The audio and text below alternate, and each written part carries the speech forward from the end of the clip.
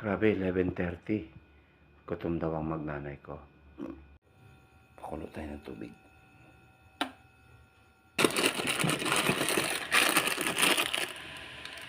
At laking chicken noodles.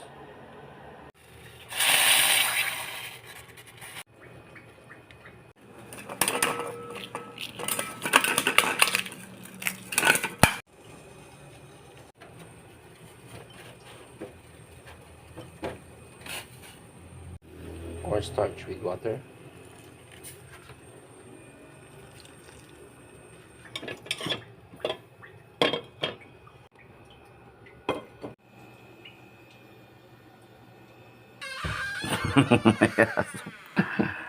Wow!